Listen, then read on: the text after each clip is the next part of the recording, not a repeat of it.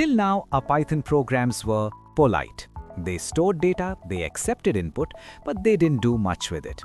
From now onwards, our Python code will start calculating, do comparisons, and make decisions on its own. Welcome to Python Operators. If you want Python to calculate salaries, compare marks, or check login conditions, operators are the brain behind all of it.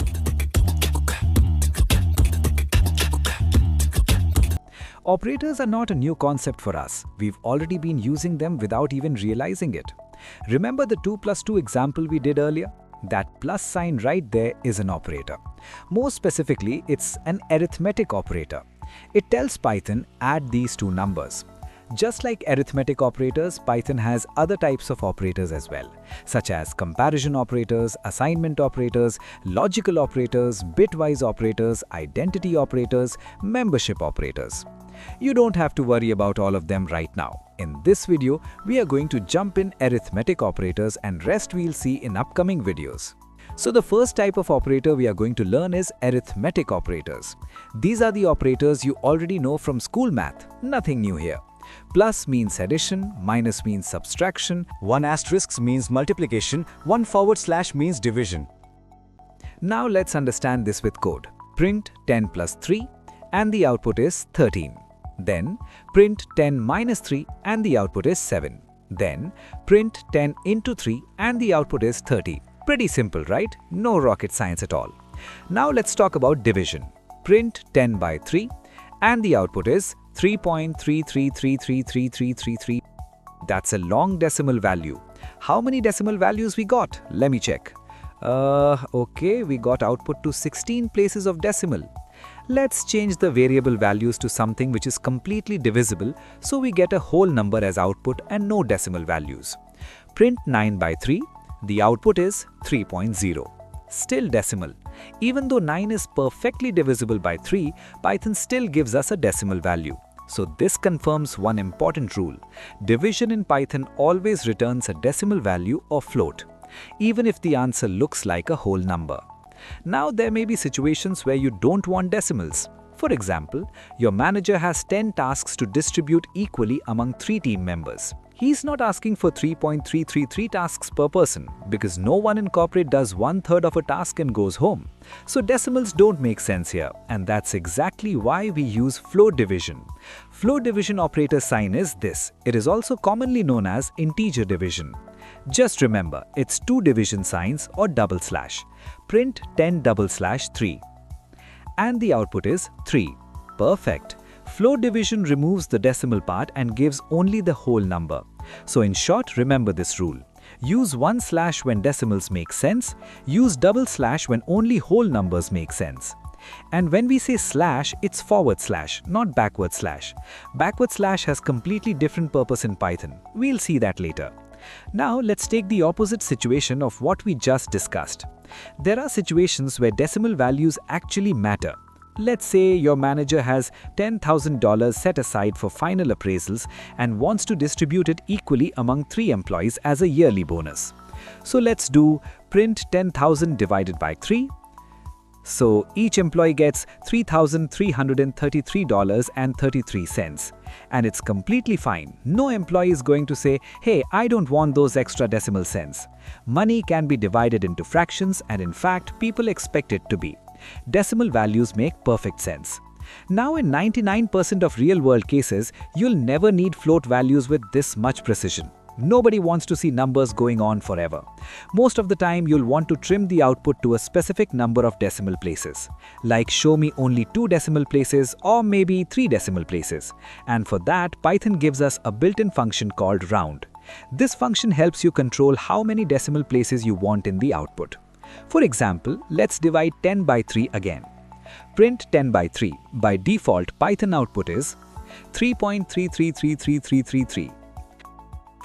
But let's say we want to display the answer till 2 decimal places only.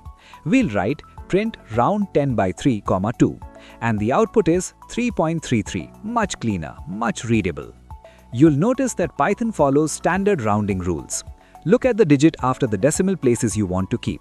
If that digit is 5 or greater, Python rounds the number up. If it's less than 5, So in this case, original value translates to 3.33333335. We keep two decimals, 3.33. Next digit is 3 less than 5, no rounding up. That's why the final answer stays 3.33. Earlier, we learned that built-in functions usually need some parameter to work on. For example, print needs something to display. Type needs a value to check its type. So till now, in most examples, we were passing one parameter to a built-in function. Now here, round is also a built-in function. Round 10 by 3, 2. Let's break this down. Round is the function name. 10 by 3 is the first parameter and 2 is the second parameter. The first parameter tells Python which number do you want to round. The second parameter tells Python till how many decimal places do you want the result. This is an important learning. A built-in function can take more than one parameter. So far, we mostly saw examples with one parameter, but that doesn't mean Python is limited to just one. Some functions take one parameter, some take multiple parameters, and some can even work without any parameters at all. We'll see that later at the right time. Now let's move to another very useful arithmetic operator, modulus. The modulus operator symbol looks like this, a percentage sign. This operator does only one simple thing. It gives you the remainder after dividing one number by another. Let's understand this with the same situation we discussed above. Your manager has 10 tasks and wants to distribute equally among 3 team members. Now previously, for division of work, we have written print 10 floor division or integer division 3. Now for finding the remainder, we'll write print 10 modulus 3. Run this and the output is 1. Why 1? Because when you divide 10 by 3, 1 is the remainder. Each employee takes 3 tasks. It still leaves one task unassigned. Maybe the manager ends up doing it himself or herself. And finally, we come to our last arithmetic operator, that is exponent. The operator sign is this, yes, 2 stars, double asterisks, whatever is easy for you to remember. This operator is used for power calculations, in other words, when something grows really fast or exponentially.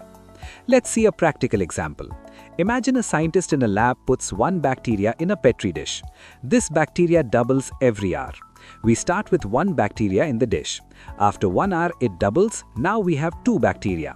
After 2 hours, each of those 2 bacteria doubles again. Now we have 4 bacteria. See the pattern? This is called exponential growth. Every hour, the number of bacteria becomes twice what it was in the previous hour.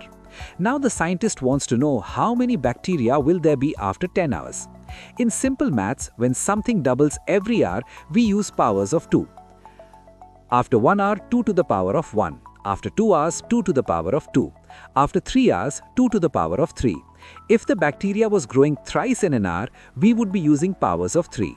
Now, instead of multiplying again and again, Python can do it in one line, using the exponent operator. Print 2 to the power of 10. Where 2 is how fast it is growing and 10 is how many times you want 2 to multiply it by itself. So that is 10, which is 10 hours. And the output is 1024. Boom! Just one bacteria becomes 1024 in 10 hours. Similarly, imagine if the bacteria was growing thrice every hour, not doubling, thricing, and the nation wants to know how many bacteria there will be after one full day. One day has 24 hours, so mathematically we are multiplying by 3 24 times. In Python, we would write print 3 to the power of 24. And the output is 282,429,536,481. And if you look at human population, as of 21st Jan 2026, it is 8.27 billion people. That number already looks scary. Let's do a quick recap before moving ahead. Arithmetic operators in Python are addition, subtraction, multiplication, division always returns decimal, use round built-in function to trim the decimal points to desired value. Floor division removes decimals and gives whole number. Remainder, exponent. These operators help Python calculate. Without them, Python would just store data and sit quietly. In the next part, we'll move to comparison operators, where Python starts comparing the whole universe as we compare and judge people around us. Pause the video, practice these arithmetic operators once, then move ahead, and make sure to subscribe to Technical Chapter.